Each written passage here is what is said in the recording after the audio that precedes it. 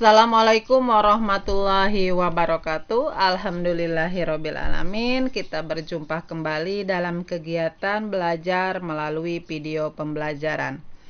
Pada kesempatan kali ini kita akan membahas materi tentang lembaga jasa keuangan perbankan.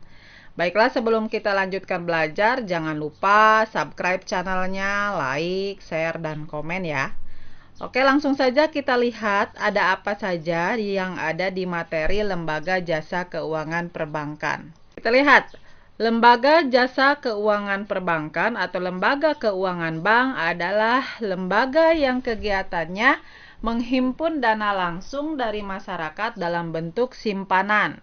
Simpanan itu misalkan dalam bentuk deposito, giro, tabungan, dan lain sebagainya.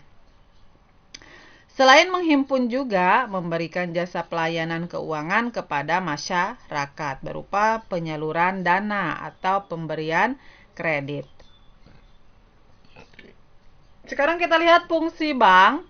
Fungsi bank yang pertama adalah tempat menyimpan uang. Kemudian yang kedua adalah perantara dalam lalu lintas pembayaran.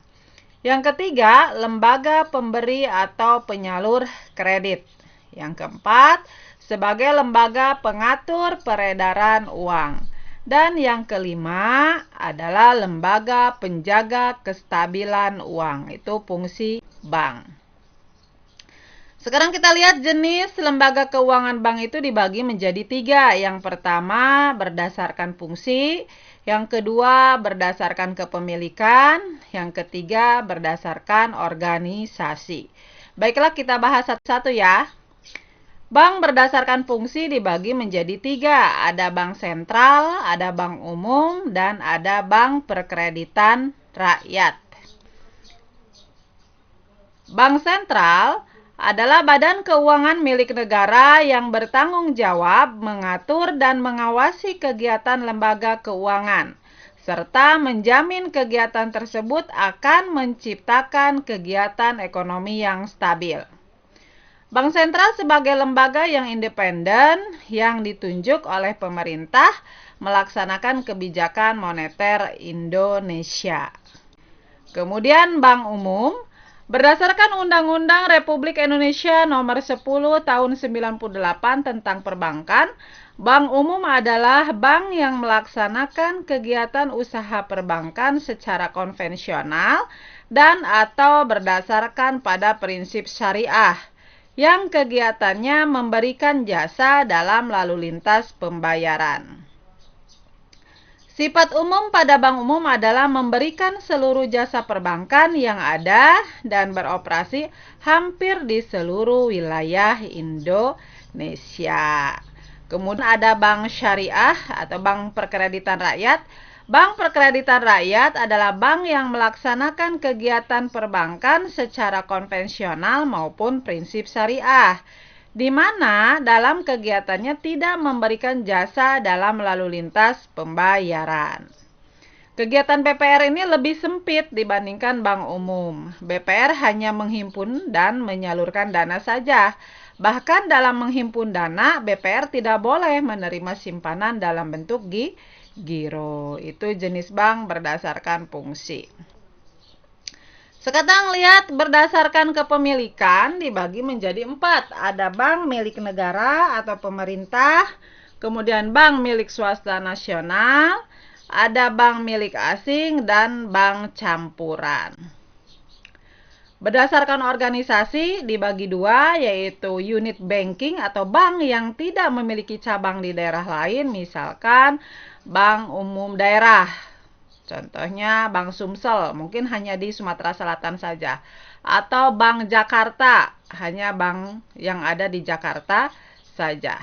Yang kedua adalah Branco Bank atau Branco Banking, bank yang memiliki cabang di daerah lain. Jadi tidak hanya di dalam satu tempat atau satu wilayah daerah saja, tapi dia juga ada di daerah yang lainnya. Sekarang kita lihat prinsip kegiatan usaha bank.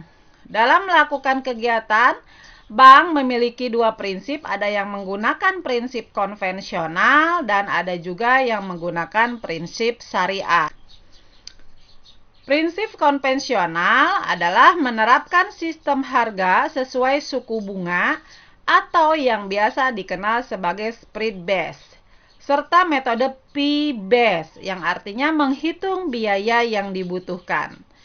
Imbalan yang diterima pemilik tabungan, deposito, atau giro dihitung berdasarkan bunga bank. Itulah prinsip konvensional.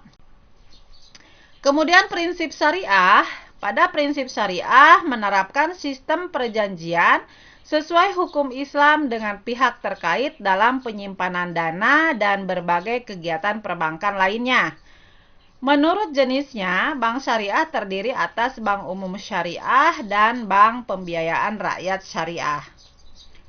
Sistem prinsip syariah diantaranya yang pertama adalah pembiayaan menggunakan prinsip bagi hasil, pembiayaan dengan prinsip penyertaan modal, prinsip jual beli barang dengan memperoleh keuntungan, pembiayaan barang modal berdasarkan sewa murni, menerapkan prinsip dengan adanya pilihan pemindahan kepemilikan atas barang yang disewa dari pihak bank oleh pihak lain.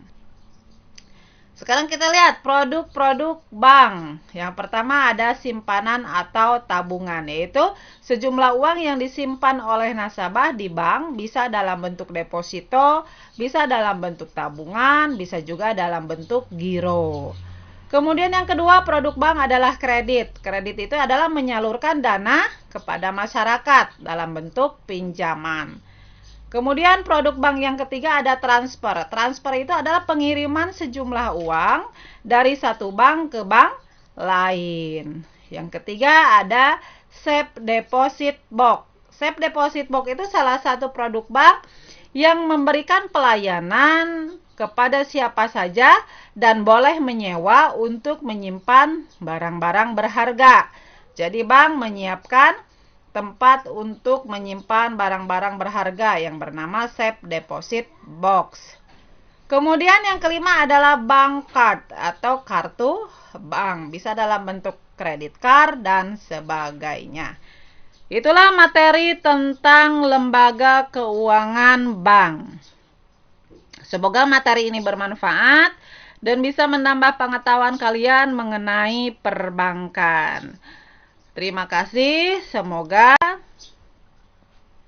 bisa membantu dalam proses kegiatan belajar dan jangan lupa subscribe channelnya, like, share, dan komen.